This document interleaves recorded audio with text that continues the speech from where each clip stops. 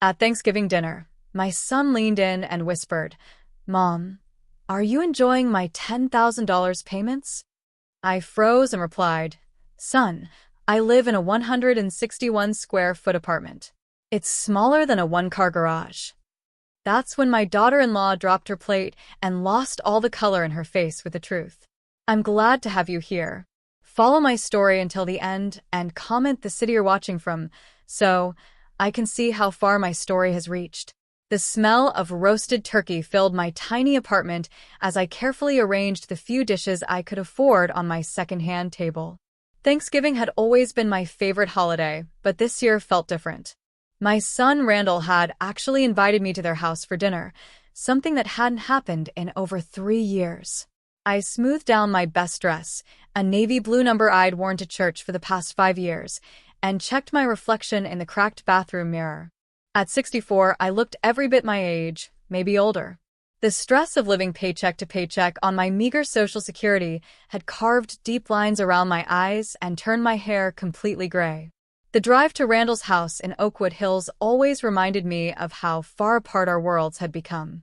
My beat-up Honda Civic struggled as it climbed the winding roads lined with manicured lawns and houses that cost more than I'd make in 10 lifetimes.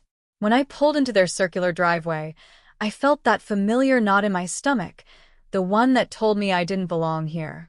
Avalon answered the door, wearing a cream-colored cashmere sweater that probably cost more than my monthly rent. Her blonde hair was perfectly styled, and her makeup was flawless. She'd always been beautiful, but there was something cold in her blue eyes that made me uncomfortable. "Agatha," she said, her smile not quite reaching those eyes. "You made it." The house smelled like expensive candles and success. Everything was perfectly decorated in neutral tones, beiges and whites that screamed money. I followed Avalon to the dining room where Randall was carving what looked like the most beautiful turkey I'd ever seen. "Mom." He came over and hugged me, and for a moment I felt like maybe things could be normal between us. "I'm so glad you could make it." We sat down to dinner and I tried to make conversation, asking about Randall's work at the investment firm and Avalon's latest yoga classes. The food was incredible. Tender turkey, creamy mashed potatoes, green bean casserole that tasted like it came from a 5-star restaurant. I felt guilty eating so much when I knew I'd be going back to my canned soup and peanut butter sandwiches tomorrow. About halfway through dinner, as Avalon was telling us about some expensive spa weekend she'd just booked, Randall leaned toward me. His voice dropped to barely above a whisper, and he said something that made my blood turn to ice. "Mom, are you enjoying my $10,000 payments?" I nearly choked on my sweet potato casserole. My fork clattered against my plate as I stared at him in complete shock. $10,000? What was he talking about, son? I managed to say, my voice shaking. "I live in a 161 square foot apartment. It's smaller than a one-car garage." The color drained from Randall's face. He looked confused, almost hurt.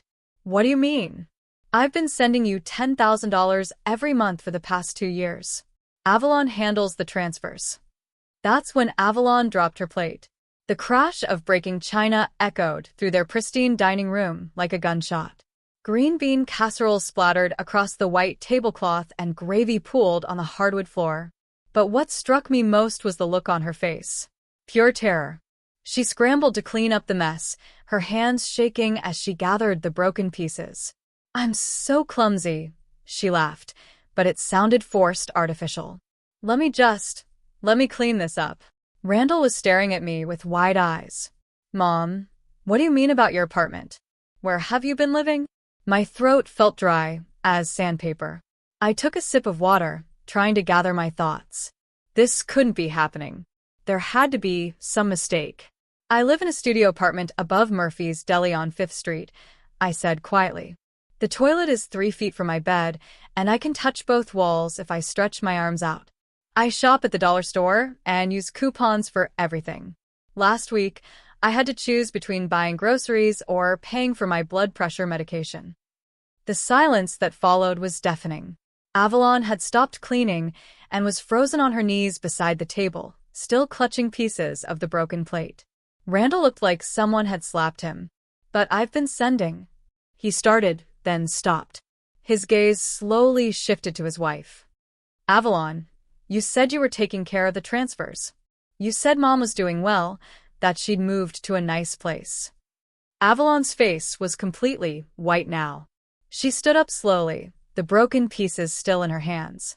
There must be some confusion, she said, but her voice was barely a whisper.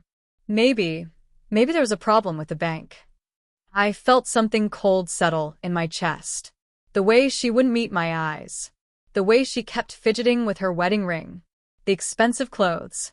The perfect house. The luxury vacations she was always posting about on Facebook. Avalon, I said, my voice surprisingly steady. What happened to my money?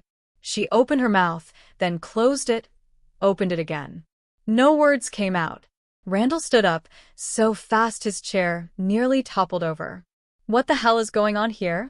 His voice was louder now, angry. I've been sending $24,000 a year to take care of my mother, and you're telling me she's living in poverty? The broken plate pieces fell from Avalon's hands, scattering across the floor like her carefully constructed lies. I sat there in my 5-year-old dress in their $10,000 dining room and realized that for 2 years I'd been living like a pauper while my own daughter-in-law had been stealing from me. While I'd been counting pennies and eating canned ravioli for dinner, she'd been living off money meant to ensure I was comfortable in my golden years. The worst part wasn't even the money. It was knowing that my son thought he'd been taking care of me all this time. While I'd been wondering why he seemed so distant, so unconcerned about my struggles. He thought he was being a good son. He had no idea his wife was intercepting his love and leaving me with nothing. As I watched Avalon's perfect composure crumble, I realized this was only the beginning. If she could steal $24,000 a year and lie about it so easily, what else had she been hiding? The ride home from Randall's house felt like driving through a nightmare. My hands trembled on the steering wheel as I replayed the evening over and over in my mind. $48,000. That's how much money should have made its way to me over the past 2 years.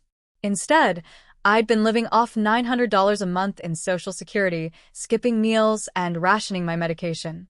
I couldn't sleep that night. Every time I closed my eyes, I saw Avalon's face when she dropped that plate. The terror in her eyes wasn't just about being caught in a lie. It was the look of someone whose entire world was about to collapse. The next morning, I called Randall. My hands shook as I dialed his number, not knowing what to expect. Mom? His voice was heavy with exhaustion. I'm so sorry. I don't understand what happened, but I'm going to figure this out. What did Avalon say? I asked, though I wasn't sure I wanted to know the answer. There was a long pause. She said there were complications with the transfers, that she was keeping the money in a special account for emergencies, and she was taking care of your needs directly. She showed me receipts for groceries, utilities, even medical expenses. My stomach dropped. Randall, I haven't seen a penny of that money. And I certainly haven't had anyone paying my bills. Another pause. Longer this time. I know, Mom. I know that now. I'm going to the bank today to see exactly where that money went. That afternoon, Randall called me back. His voice was tight with anger. Mom, you need to sit down for this. I was already sitting in my tiny kitchen, staring out at the brick wall that served as my view, but I gripped the phone tighter. The money went into a joint account that Avalon opened. She's been withdrawing it regularly. Last month alone, she spent $3,000 at Nordstrom, $1,500 at a spa downtown, and $2,000 on what the bank statement calls home improvements. The room started spinning. I pressed my free hand against my forehead, trying to process what he was telling me. She's been using your money to live like a queen while you've been struggling to survive, Randall continued, his voice breaking. Mom, I thought I was taking care of you. I thought you were comfortable. When you never called to thank me, I figured you were just being independent, not wanting to make a big deal about it.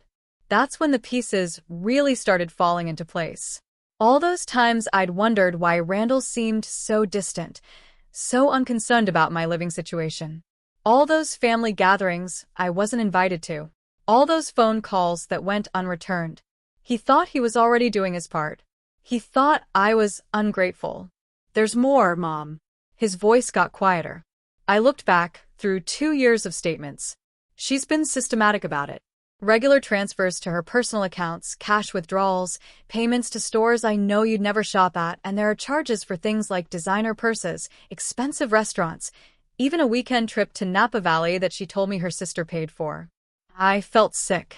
While I'd been choosing between buying groceries and filling my prescription, Avalon had been living it up on money meant to keep me from exactly that kind of desperation. But here's the thing that really gets me. Randall said she's been intercepting more than just the money transfers. I found emails on her computer. Emails I sent you that were forwarded to an account she controls. She's been reading our correspondence and filtering what gets through to you. My breath caught. What do you mean? Remember your birthday 3 months ago? I sent you a card with $500 cash and called twice. You never responded, so I figured you were upset with me about something. But I found copies of emails where she contacted the post office and had your mail forwarded to a P.O. box she controls. She's been intercepting everything. The walls of my tiny apartment seemed to close in around me. She hadn't just stolen money, she'd stolen my relationship with my son. She'd created a barrier between us, making him think I was ungrateful and making me think he didn't care. That Christmas gift I thought you never sent, I whispered, remembering how hurt I'd been when December 25th came and went with nothing from Randall. I sent a tablet and a gift card for groceries, $800 worth. Avalon signed for the delivery. I had to put the phone down for a minute. The betrayal was so complete, so calculated. This wasn't just theft, it was psychological warfare. She'd systematically destroyed my relationship with my son while enriching herself with money meant to help me survive. When I picked the phone back up, Randall was still talking. I confronted her this morning. She broke down crying. She said she was just trying to help, that she thought she knew better how to manage money than you did. She claimed she was saving it all for your future care in case you got sick or needed nursing home care. And what did you say? I told her to show me the savings account where she was keeping this money for your care. His laugh was bitter. Of course, there isn't one. Every penny is gone, spent on her lifestyle, while my mother was eating dollar store soup for dinner. I closed my eyes, feeling overwhelmed by the scope of what she'd done. But underneath the hurt and anger, something else was growing, a cold, determined fury. What happens now? I asked. Now? Now I'm filing for divorce, and I'm going to make sure she pays back every cent she stole from you, plus interest. I've already moved the remaining money in our joint accounts to a separate account she can't touch. After we hung up, I sat in my quiet apartment and thought about the past 2 years. The shame I'd felt when I couldn't afford Christmas gifts for Randall. The loneliness when he seemed to drift away from me. The fear when I opened my mailbox to find only bills and no word from my only child. All of it orchestrated by a woman who smiled to my face while systematically destroying my life. But I wasn't the same broken woman who'd been living in shadows. Knowing the truth changed something fundamental inside me. I wasn't a burden my son was reluctantly supporting. I wasn't forgotten or unloved. I was a victim of theft and manipulation. But I was also a survivor. And Avalon had made one crucial mistake. She'd underestimated me. I made a decision that surprised even me.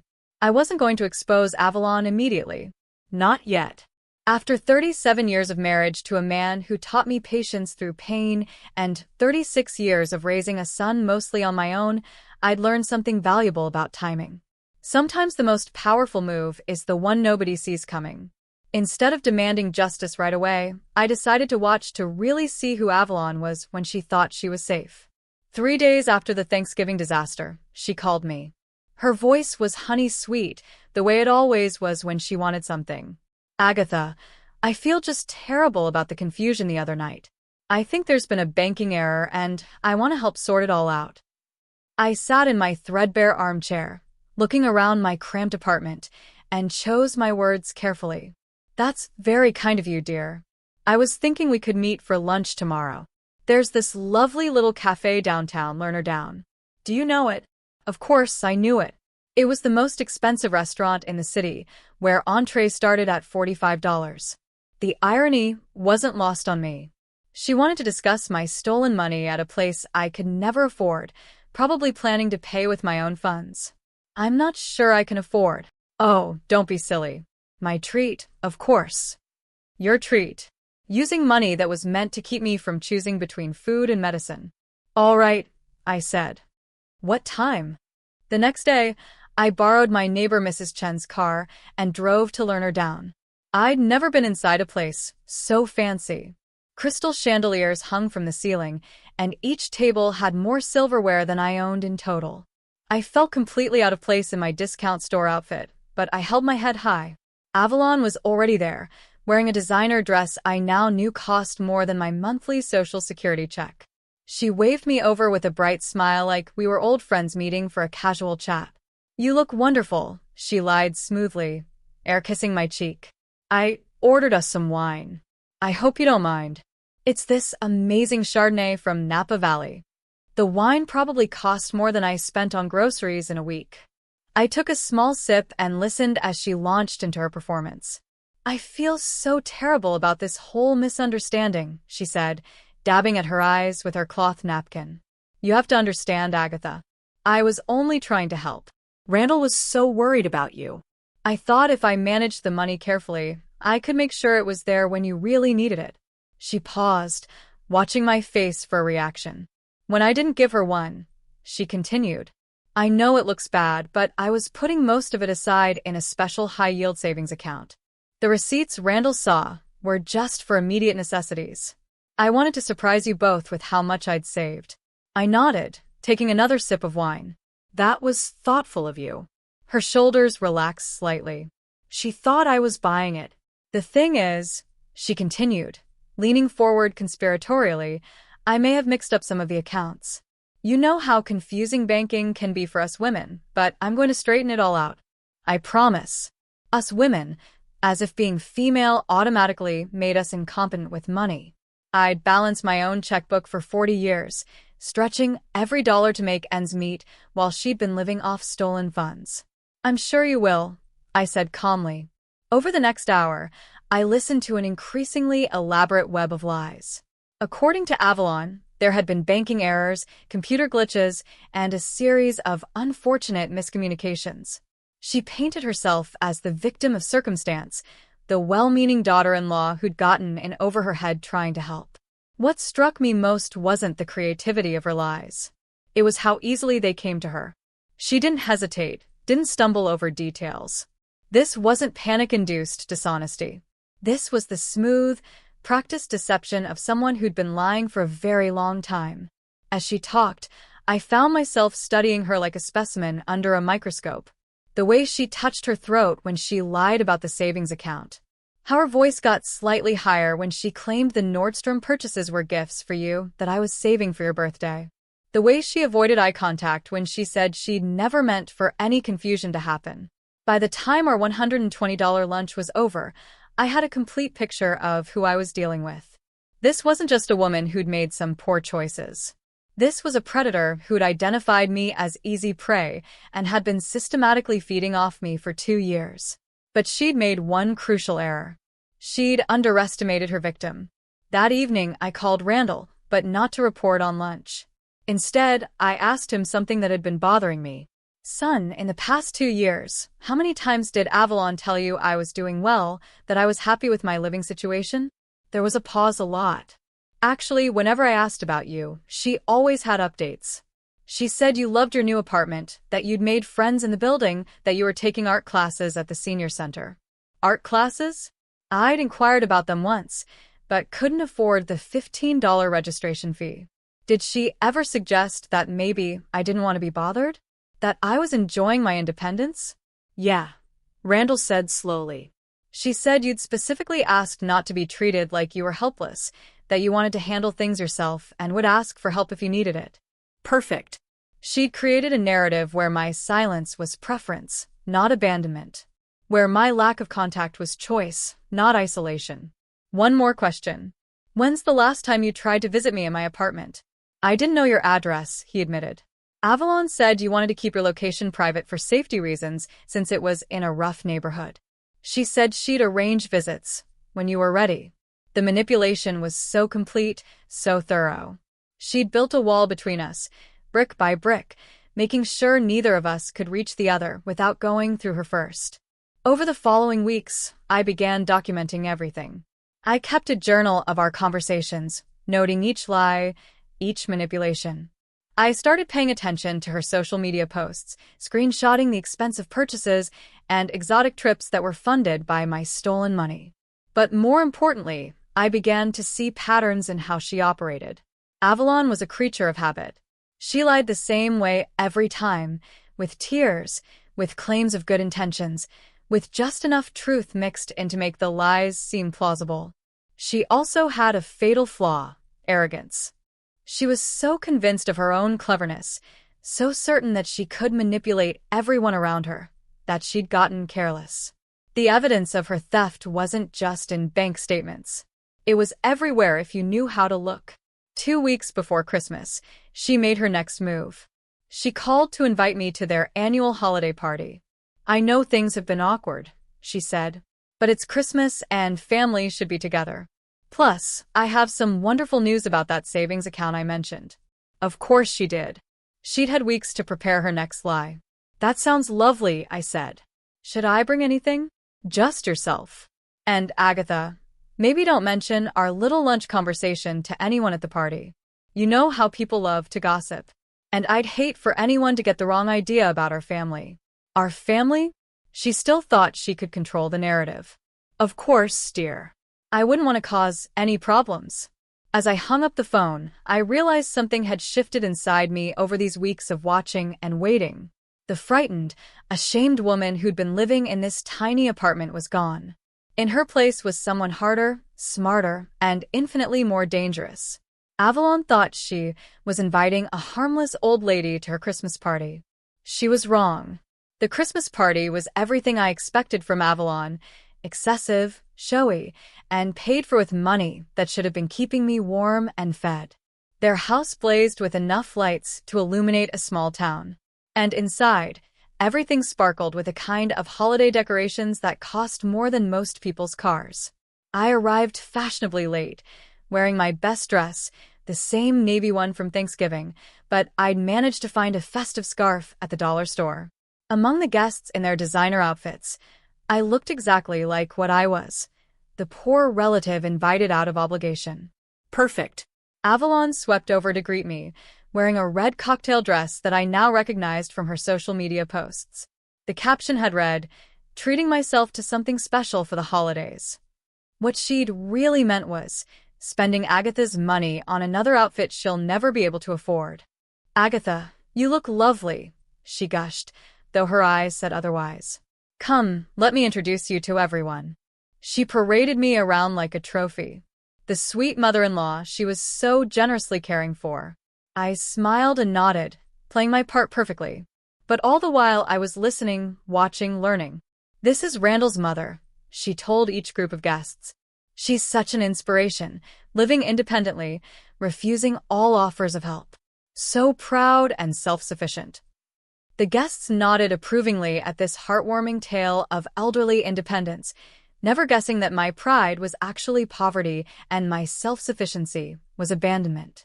About an hour into the party, Avalon pulled me aside. Her cheeks were flushed from champagne and the excitement of being the center of attention. "I have that wonderful news I mentioned," she said, her voice pitched low and confidential. "I've been working with the bank to sort out those account mix-ups, and I think I found most of your money."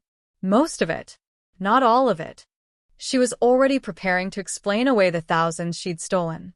"That's wonderful, dear," I said. "How much were you able to recover?" Her smile flickered slightly. "Well, there were some administrative fees, and the bank had to deduct penalties for the account errors, but I think we saved about $30,000. $30,000 out of the $48,000 that should have been mine." She was planning to keep $18,000 and present the return of the rest as a generous gift. "That's such a relief," I said. "I was getting worried about my emergency fund." "Your emergency fund?" she repeated, her perfectly contoured eyebrows drawing together. "Oh yes, the money I've been saving for emergencies. You know, in case I need medical care or have to move to assisted living. I've been so careful with every penny, putting aside what I can each month." It's not much, but it's taken me years to save $15,000. I watched her face carefully as I delivered this fabrication. Her expression shifted from confusion to something closer to panic. $15,000? She said. Where? Where do you keep that money? In a special account, of course. The same bank where you've been managing my other funds. I was hoping you could help me consolidate everything once you get this sorted out. The color drained from her face. She was doing the math, realizing that if I had $15,000 in savings that she didn't know about, it would be impossible to explain away the missing money from Randall's transfers. I didn't realize you had other accounts, she stammered. Oh, I've always been very careful about money, I said with a smile. Growing up poor teaches you to plan for the worst. I have copies of all my bank statements and transaction records. I keep everything organized in a file box. Would you like me to bring them over so we can compare notes? She looked like she was going to be sick. That won't be necessary, she said quickly. I'm sure we can figure everything out without all that paperwork. But I wasn't done. Actually, I was hoping you could help me with something else. I've been having trouble accessing my emergency fund lately. The bank keeps asking for additional identification, and you know how confusing all that technology can be for someone my age. This was completely false. Of course, I didn't have $15,000. I barely had $1,500, but Avalon didn't know that. What kind of trouble? She asked, her voice barely above a whisper. Well, when I try to withdraw money, they say the account has been flagged for unusual activity. Something about large transfers that don't match my usual spending patterns. They want me to come in with documentation proving that I authorized all the recent transactions. Avalon's champagne glass trembled in her hand. Recent transactions? Yes. Apparently, there have been several large withdrawals over the past few months. The bank representative was very concerned. She said it looked like someone might be accessing my account without permission. I paused, letting this sink in. She suggested I file a police report. No. The word came out sharper than I'd intended. Several party guests turned to look at us. Avalon forced a smile and lowered her voice. I mean, there's no need for that. I'm sure it's just another banking error. These computer systems are so unreliable. But the bank representative seemed very concerned. I pressed. She said elderly financial abuse is a serious crime, and they have special investigators who handle these cases. She even gave me a direct phone number to call if I suspected someone was stealing from me. Avalon set down her champagne glass with shaking hands. Agatha, you're not suggesting that someone in the family would. I mean, that's impossible. We all love you. Oh, I'm sure it's just a misunderstanding, I said innocently. But the bank representative was very thorough. She said they can track every transaction, every login, every transfer. She said even if someone thought they were being clever, the digital footprints always lead back to the source. This was partially true. Banks do track transactions, but I'd never spoken to any bank representative about fraud. Everything I was saying was designed to make Avalon believe that her theft was about to be exposed by people far more powerful and relentless than she was. Maybe we should discuss this privately, she said, glancing around nervously at the other guests. Oh, there's no rush, I said brightly. The bank representative said I should take my time gathering all the documentation. She wants copies of every statement, every canceled check, every receipt. She said, the more evidence I can provide, the stronger the case will be. Case. Avalon's voice was barely audible. The fraud case, dear, she said. That's what they call it when someone steals money from elderly people. She was very reassuring, said they prosecute these cases aggressively because seniors are considered a vulnerable population. I watched as Avalon processed this information. She was trapped between the lie she'd told Randall about having my money in a special account and the new lie she was planning about bank errors eating away at the total. Now she thought I had additional money that could expose the scope of her theft, and she believed the authorities were already investigating. Excuse me, she said suddenly. I need to use the restroom. As she hurried away, I helped myself to another glass of champagne from a passing server. Around me, the party continued in full swing. Guests laughed and chatted, completely unaware that their hostess's perfect world was crumbling. Randall appeared at my side, looking handsome in his dark suit. "Mom, you seem different tonight, more confident." "Do I?" I smiled at my son. "Maybe it's the Christmas spirit." Avalon seems stressed. "She's been acting strange all week. Actually, ever since Thanksgiving. The holidays can be overwhelming." I said, all that pressure to make everything perfect. What I didn't tell him was that Avalon wasn't stressed about the holidays. She was stressed about the trap that was slowly closing around her. Every lie she'd told was becoming harder to maintain. Every manipulation more difficult to sustain. When she returned from the restroom, her perfect makeup had been touched up, but I could see the fear still lurking in her eyes. "Agatha," she said, pulling me aside again. "About that emergency fund of yours. Maybe we could handle that privately without involving the bank's fraud investigators." "But they're just trying to protect me," I said. "Don't you think I should cooperate with their investigation?" "It's just that these investigations can be so disruptive. They might freeze all your accounts while they're looking into things. You could be left without access to any of your money for months now." She was threatening me, trying to scare me into silence. But I wasn't the frightened woman she'd been stealing from anymore. "Well," I said thoughtfully, "I suppose if all my money was properly accounted for, there wouldn't be anything for them to investigate, would there?" The look she gave me was pure hatred, quickly masked by her practiced smile. She finally understood what was happening. The prey had become the hunter. The week between Christmas and New Year's was torture for Avalon. I could tell because she called me every single day, each conversation more desperate than the last. She'd gone from confident manipulator to barely controlled panic. And I was savoring every moment of her downward spiral. "Agatha, I've been thinking about your situation with the bank," she said during one of these calls. "Maybe it would be better if we didn't mention anything to Randall until everything is sorted out. You know how he worries." "But he's been so concerned about my finances," I replied sweetly. "I think he'd want to know about any problems.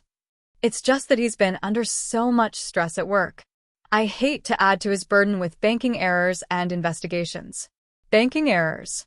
She was still clinging to that story, even though we both knew the truth. On New Year's Eve, Randall called me with an invitation I'd been hoping for. "Mom, why don't you come over tonight? We're having a quiet celebration, just the three of us. Avalon's making her famous beef Wellington." Her famous beef Wellington that probably cost $80 and was paid for with my stolen money, but I accepted graciously. I arrived at their house at 7 o'clock, carrying a bottle of cheap champagne I'd bought with quarters and dollar bills. Inside, I could smell the expensive meal cooking, and I noticed Avalon had opened a bottle of wine that probably cost more than my weekly grocery budget. She greeted me with a hug that felt more like a desperate clutch. "Agatha, you look wonderful. Come sit down. Let me get you some wine." Randall was in good spirits, talking about his plans for the new year, completely unaware of the tension crackling between his wife and his mother. During dinner, I waited for the right moment to begin my final move. It came when Randall started talking about his New Year's resolution to be more financially responsible.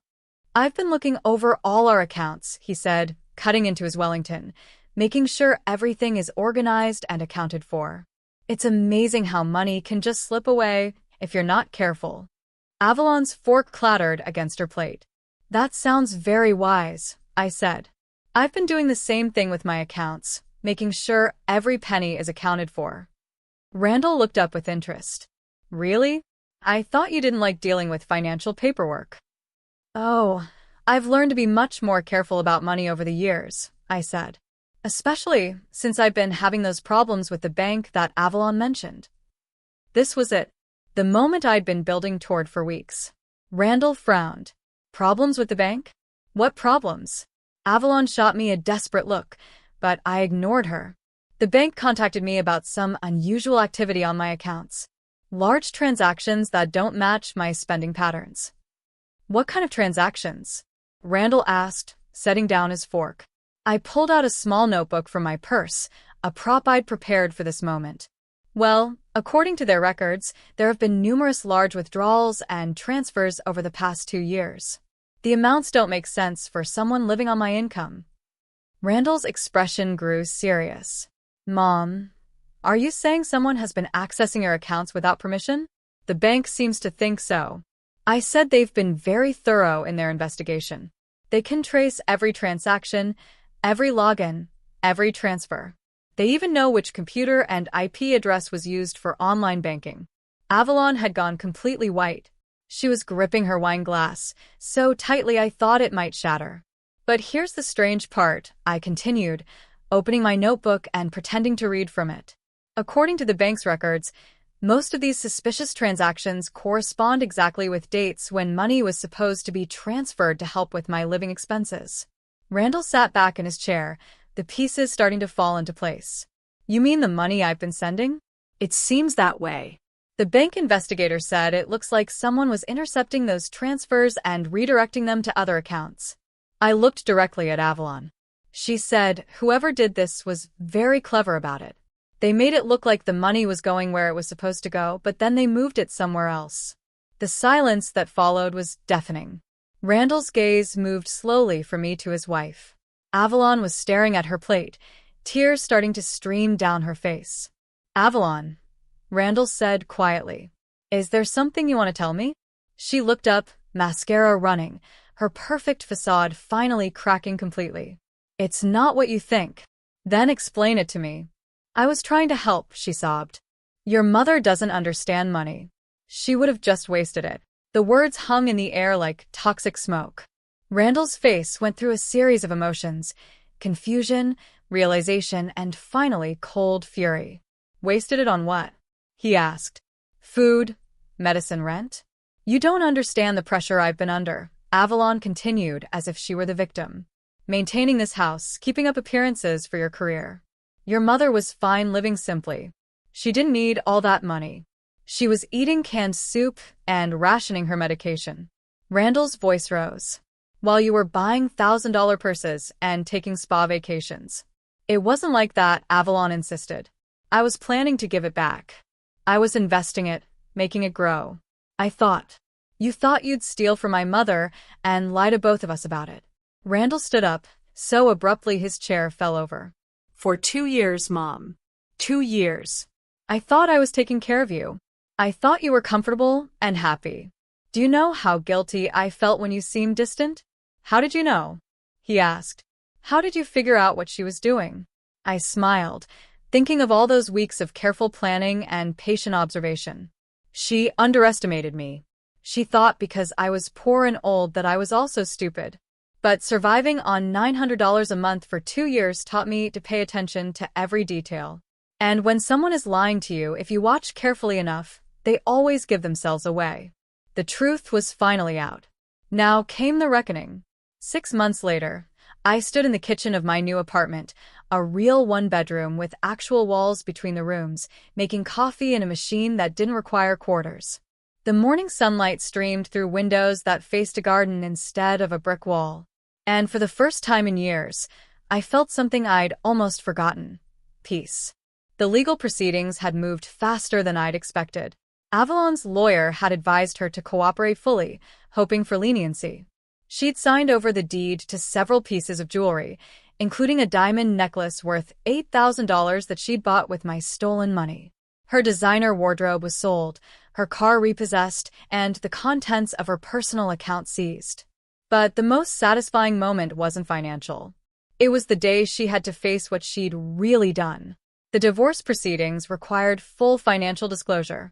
Randall's lawyer, a sharp woman named Rebecca Martinez, had forensically dissected every transaction from the past 3 years. The scope of Avalon's theft was breathtaking in its audacity and systematic cruelty. She didn't just steal money, Rebecca had explained to us during one of our meetings. She created an elaborate psychological barrier between you and your son. She intercepted birthday cards with cash, Christmas gifts, even get-well cards when you had the flu. She returned packages to senders and redirected mail. This wasn't just financial abuse. It was emotional terrorism. The evidence was overwhelming. Credit card statements showing thousands in shopping sprees on the same days I was counting coins for groceries, spa treatments scheduled for the afternoons when she told Randall she was checking on Agatha, vacation bookings paid for with money that was supposed to cover my rent and medication.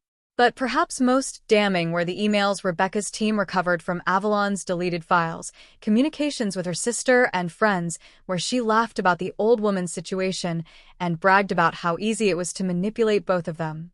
In one particularly vicious email to her sister, she'd written, "Randall thinks he's such a good son, sending mommy money every month. If only he knew she's living like a church mouse while I'm living like a queen. The old bat is too proud to complain and too stupid to figure out where her money is really going." Reading those words in the lawyer's office, I felt something shift inside me. The last traces of guilt or sympathy I might have harbored for Avalon evaporated completely. She hadn't just stolen from me, she'd enjoyed it. The financial restitution took time to arrange, but eventually, I received $42,000, most of what she'd stolen, minus legal fees and the portions that were completely unrecoverable.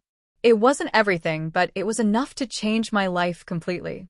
I moved out of my studio apartment above Murphy's Deli and into a proper one-bedroom in a building with other seniors who became friends instead of just neighbors.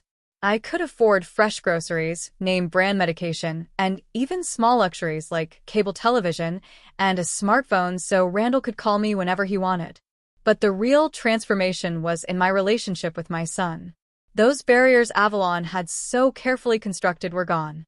And for the first time in years, Randall and I could simply be mother and son again. He visited every Sunday now, bringing groceries and staying for dinner. We talked about everything: his work, his dreams, his regrets about the lost years when he thought I was ungrateful for his help. "I should have known," he said one evening as we sat on my small balcony watching the sunset. "I should have visited you, seen your living conditions with my own eyes." "You trusted your wife," I replied. "That's not a character flaw. That's what marriage is supposed to be built on. But I let her convince me that you were distant, that you didn't want to be bothered. I stopped trying to connect with you because she made me believe you didn't want me to." I reached over and patted his hand. We both learned something valuable. Trust has to be earned and verified. Love doesn't mean blind faith. The divorce was finalized on a rainy Tuesday in April. Avalon left town immediately afterward, moving back to her mother's house in another state. She'd lost everything: her marriage, her home, her social standing, and her carefully constructed identity as the perfect wife. But I wasn't finished with her yet. 3 weeks after the divorce was final, I received a phone call that made me smile in a way that probably wasn't entirely Christian. "Mrs. Sullivan, this is Detective Martinez with the Economic Crimes Unit. We've received your complaint about financial elder abuse, and we'd like to move forward with criminal charges." I debated whether to pursue criminal prosecution. The civil case had recovered most of my money and ended Avalon's marriage. Part of me wanted to simply move on with my new life. But then I remembered all those other elderly people who might become her next victims. Predators like Avalon don't stop. They just find new prey. "Yes," I told the detective. "I want to press charges." The criminal case was different from the civil proceedings. This wasn't about money. It was about justice. Avalon was charged with elder abuse, fraud, and theft. The prosecutor, a young woman who specialized in crimes against seniors, was thorough and relentless. "These cases matter," she told me. "People like your daughter-in-law count on their victims being too ashamed or too isolated to fight back. When we prosecute successfully, it sends a message that preying on seniors has real consequences." Avalon tried to plea bargain, offering to pay additional restitution in exchange for reduced charges, but the evidence was too strong and her crimes too systematic. In September, exactly 10 months after that devastating Thanksgiving dinner, she was sentenced to 18 months in prison and 3 years of probation. I attended the sentencing hearing. I wanted to look her in the eye one more time and see if she showed any genuine remorse. She didn't.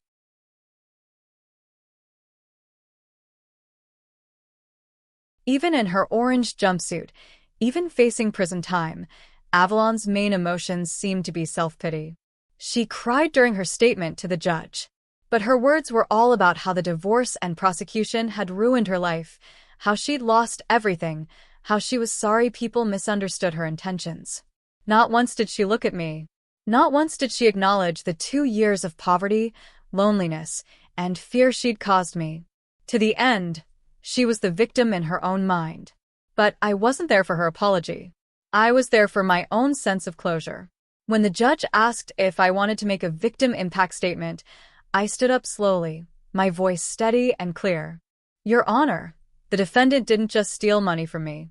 She stole 2 years of my relationship with my son. She stole my dignity, my security, and my trust in family. But most importantly, she tried to steal my voice.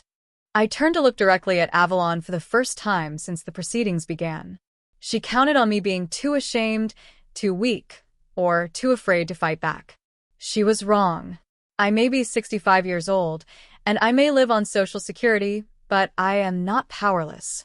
I am not invisible, and I am not done living my life on my own terms. As I walked out of that courthouse, I felt lighter than I had in years. Justice had been served, but more importantly, I had reclaimed my own power. That evening, Randall took me out to dinner at Lernerdan, the same expensive restaurant where Avalon had tried to manipulate me with her lies about banking errors. But this time, we were celebrating. My son was buying dinner with his own honestly earned money, and I was there as his honored guest, not a victim of his wife's charity. To new beginnings, he said, raising his glass of wine. To family, I replied. The real kind. As we clinked glasses, I thought about the woman I'd been 6 months ago, frightened, isolated, counting pennies, and wondering why her son seemed so distant. That woman was gone.